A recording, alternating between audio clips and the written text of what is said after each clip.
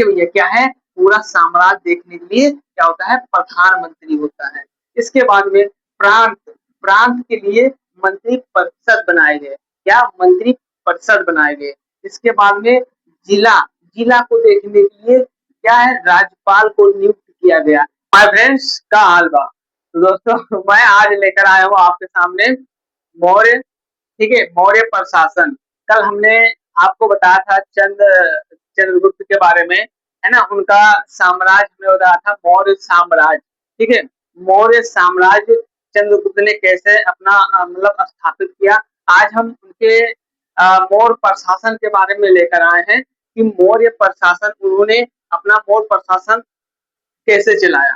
अगर आप इस वीडियो में लास्ट तक बने रहेंगे तो मेरा उम्मीद है कि हाँ, आपको कक्षा 6 का जो इतिहास है एनसीईआरटी का आपका पूरा मतलब चंद्रगुप्त मौर्य के बारे में पूरा निचोड़ आपको पता चल जाएगा कि इनका शासन कैसे मतलब चलता था, ठीक है। तो ये है मौर्य प्रशासन, ठीक है। हम बात करेंगे कि चंद्रगुप्त जो मौर्य थे, है ना, इन्होंने अपना प्रशासन कैसे चल में अपना प्रशासन कैसे चला रहे थे, ठीक है। तो आपके सामने है मौर्य प्रशासन, ठीक है। ये कक्षा 6 से लेकर 12 वालों के लिए बहुत इंपॉर्टेंट है। तो आज हम चर्चा करते हैं कि मौर्य जो चंद्रगुप्त था, जो चंद्रगुप्त है, इनका मतलब प्रशासन कैसे चलता था, ठीक है। तो आइए हम स्टार्ट करते हैं। पहला है मेगास्थनीज की इंडिका, ठीक है। देखिए ये बुक है, ठीक है, मेगास्थनीज की इंडिका।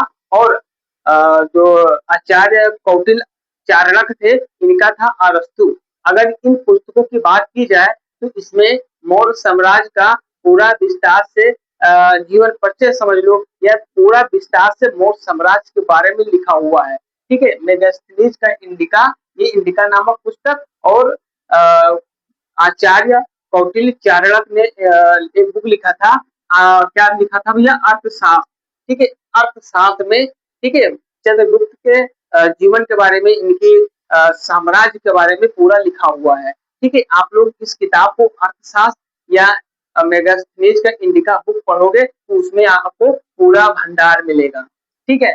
फिर है मौर्य के विशाल साम्राज्य के बारे में, उसमें प्रशासन तंत्र के बारे में उस किताब में लिखा गया है, ठीक है। इसके बाद में है चंद्रगुप्त सारे अधिकार। अब देखिए, अब आइए मौर्य प्रशासन के बारे में समझते हैं।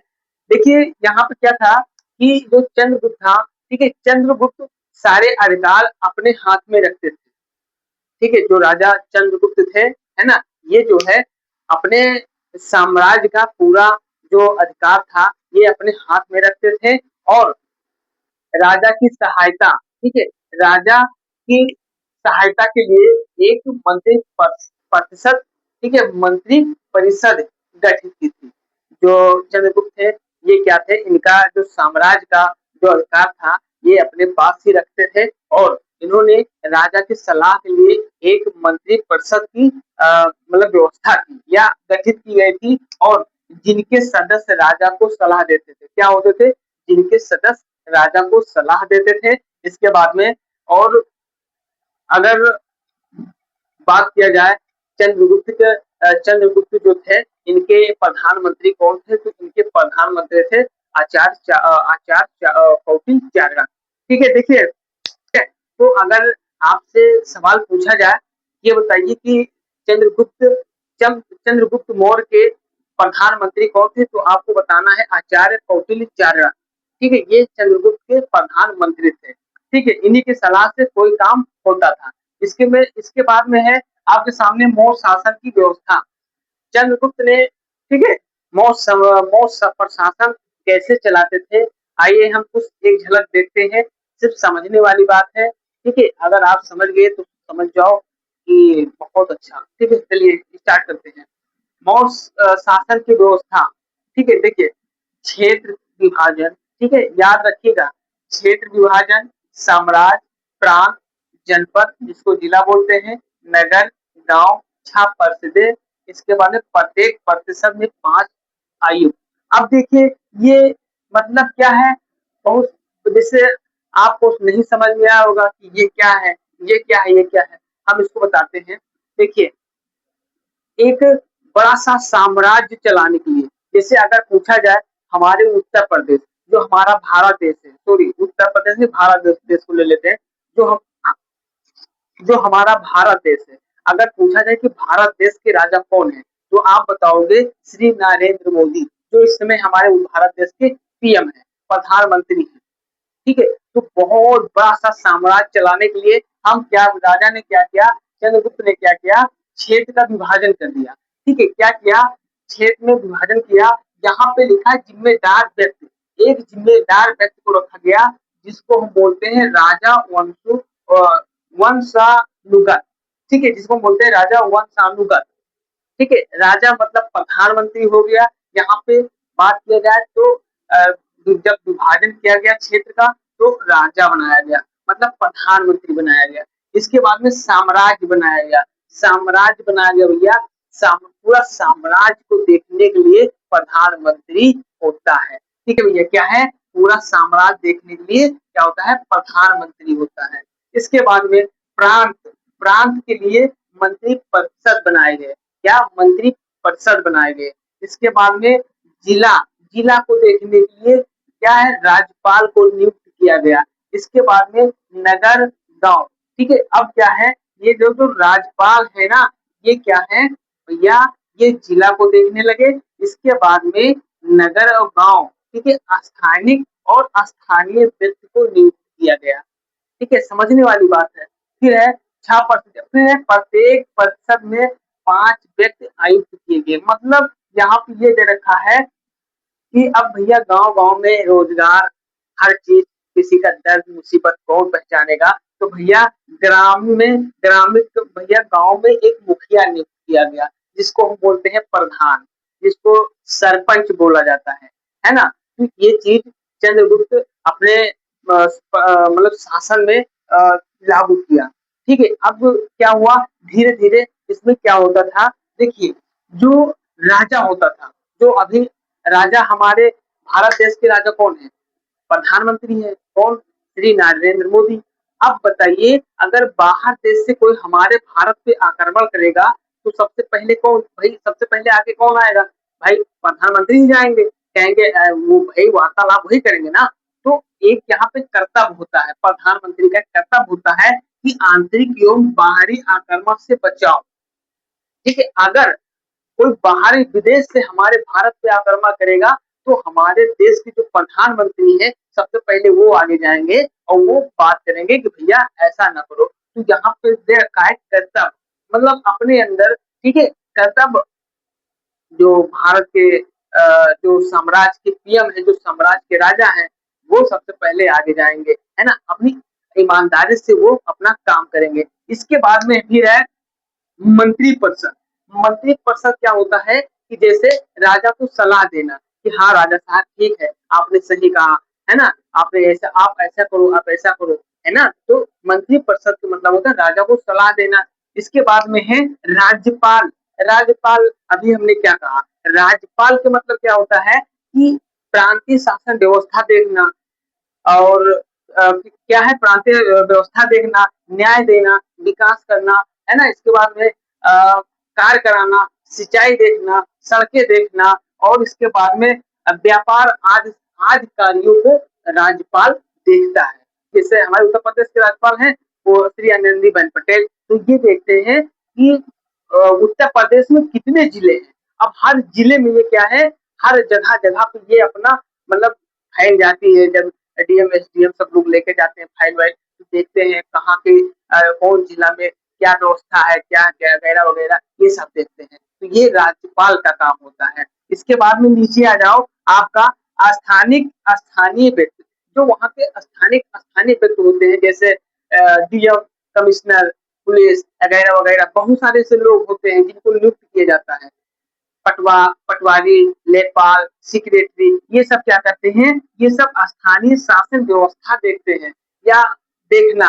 ठीक है, जैसे मान लीजिए किसी गांव में हमको कोई कार्य करवाना है, तो डीएम क्या करेगा, वो जाके ब्लॉकों पे उन जो मंत्री होंगे उनको सूचित करेगा, उनसे नीचे मंत्री को सूचित करेगा। अब वो जाएंगे ब्लॉक पे जो एडीओ पंचायत सीडीओ ये सब होते उनको सलाह देंगे, वो जो है सेक्रेटरी साहब को सलाह देंगे, सेक्रेटरी साहब आएंगे गांव के मुखिया को मतलब प्रधान को बताएंगे कि आपको अपने गांव में ये चीज करवाना है।